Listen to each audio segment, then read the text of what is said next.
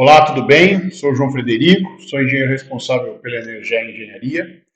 E nesse vídeo a gente vai estar falando, explicando um pouquinho melhor a diferença entre potência de entrada e potência de saída de um sistema solar fotovoltaico. Quando a gente se refere à potência em um sistema solar fotovoltaico, é muito importante a gente saber distinguir a diferença entre a potência dos módulos que entram no inversor e a potência que o inversor envia em corrente alternada para a rede, para o sistema. E às vezes você não consegue entender muito bem isso no teu aplicativo. Por isso a gente vai dar aqui uma breve explicação sobre como isso funciona. Bom, vamos lá. Então, quando a gente pega lá o inversor, né? A gente vai simbolizar aqui, esse é o símbolo técnico de um inversor. Ele entra em corrente contínua e sai corrente alternada. A gente supõe lá, por exemplo, que esse inversor é um inversor de 10 quilowatts de potência. Só que aí, esse é o símbolo dos módulos, né? Os painéis fotovoltaicos. Então, vamos supor lá que a gente tem para ficar fácil, 22 módulos, certo? De 510 watts de potência, certo? Então vamos lá, fazendo a conta simples aqui. 10 módulos a gente teria 5.100, 20 módulos a gente teria 10.200, mais dois módulos, certo? A gente teria 11.220, correto? Se eu não fiz a conta errada aqui, é esse o valor, 11.220. Independente aqui se a gente está fazendo uma ligação em série ou em paralelo, que é uma informação mais relacionada à parte técnica, de fato, quando você adquire seu sistema fotovoltaico, a empresa, no caso a gente vai estar te vendendo como se esse sistema de fato sendo um sistema de 11,22 kW pico. Quilo, que é 1.000, né? 1.000 watts, né? Então, 11.220 watts de potência. Só que quando você vai ver no teu aplicativo, você vai ver que esse inversor desses 11,22, ele injeta na rede, ele é capaz de injetar uma potência máxima de 10 quilowatts de potência. Aí, às vezes, algum cliente nos pergunta, mas o que aconteceu com esse outro 1,22 kW pico de potência? E a gente vai estar explicando isso agora. O que acontece? Um módulo, que nem a gente chamou aqui, né, certinho, de 510 watt pico. Essa potência desse módulo, ela é mensurada no que a gente chama de condições STC, que significa Standard Test Condition, ou seja, em condições de teste padrão. Quais são essas condições?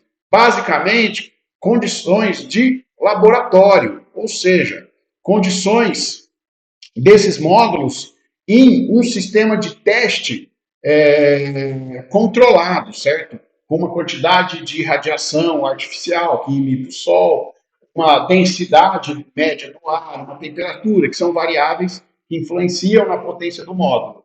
E, de acordo com essas condições de teste, eles chegam à conclusão que esse módulo, ele é um módulo de 510 watts pico de potência.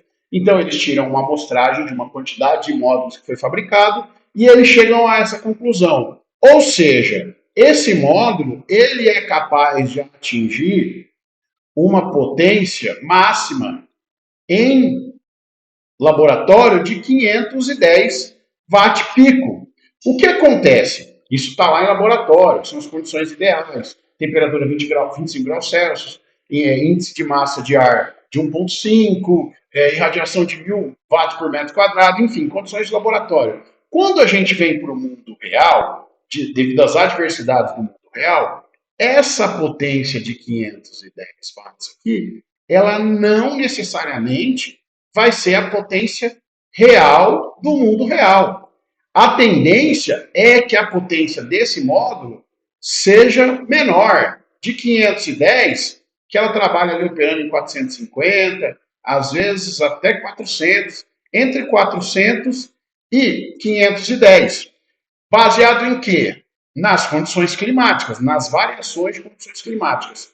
Por isso, todo inversor, quando ele é fabricado da seguinte forma: ele tem uma capacidade maior de entrada, né? De entrada, que a gente costuma chamar de overload, ou seja, uma sobrecarga. Ele suporta uma carga maior de entrada do que a carga real de saída. Por quê? Imagine que a gente está falando de um equipamento que ele está sendo fabricado para ser utilizado para receber energia dos módulos.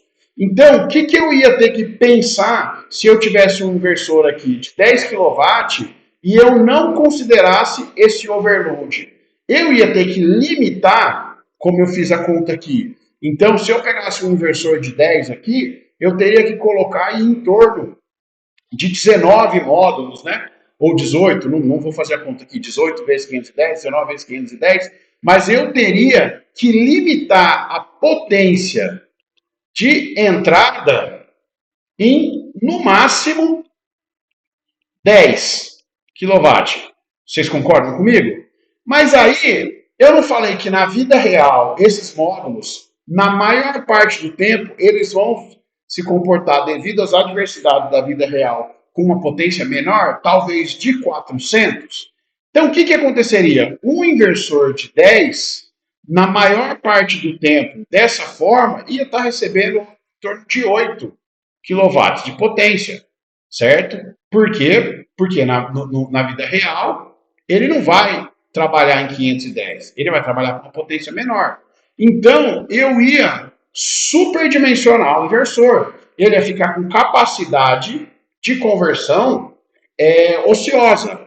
Agora, o que eu faço se eu consigo fazer um inversor que ele tenha uma capacidade de entrada maior que isso? Eu posso pegar esse sistema aqui e dimensionar para esta carga máxima. Então, vamos supor que esse inversor aqui é de 10 kW e ele tem, como alguns inversores, tem até 50% de overload. Então, ele consegue receber na entrada até 15 kW, mas ele vai entregar na saída 10 kW de potência. Trazendo isso para a vida real, eu sei que é um pouco complexo, mas trazendo isso para a vida real, seria algo como o seguinte: lá no começo do dia, lá às 6 horas da manhã, e o final do dia às 18 horas.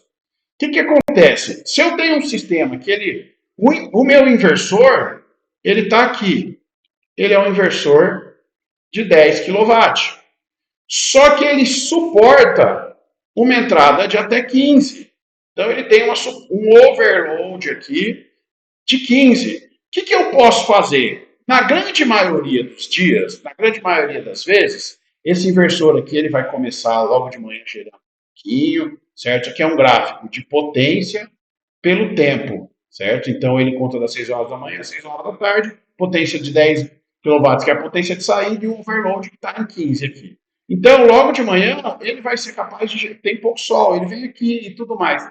Na maioria dos dias, devido a essas condições aqui que eu falei, que são condições climáticas, ele não vai atingir os 15.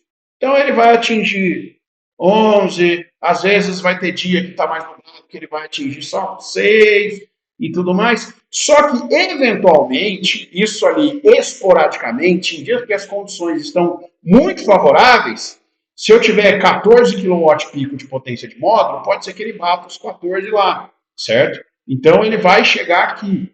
O que esse inversor vai fazer? Ele vai pegar essa parte que está acima dos 10 e ele vai descartar, porque ele não é capaz de utilizar essa energia aqui na saída. Então ele vai descartar, certo? Então, mas então eu estou fazendo um sistema maior, eu vou perder essa energia.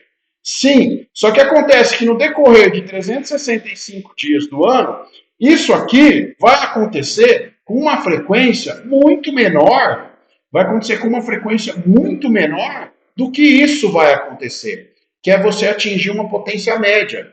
Ou seja, por isso nós trabalhamos com uma potência de entrada maior. Isso vamos dizer assim, não posso trabalhar com uma potência menor? Claro que você pode. Mas é usual se trabalhar com uma potência de entrada maior que uma potência de saída. Porque com isso você vai otimizar a utilização do teu inversor. Você entendeu? Então é por isso que nós trabalhamos com o famoso overload na entrada. É por isso que é melhor nós fazermos a entrada com maior potência do que a saída. Tá bom? Qualquer dúvida que vocês tenham, entre em contato com a gente, que a gente tenta explicar de uma forma talvez mais simples, mas tecnicamente falando, e assim, de uma forma abrangente e básica, é isso que acontece com relação à diferença de entrada e saída do inversor.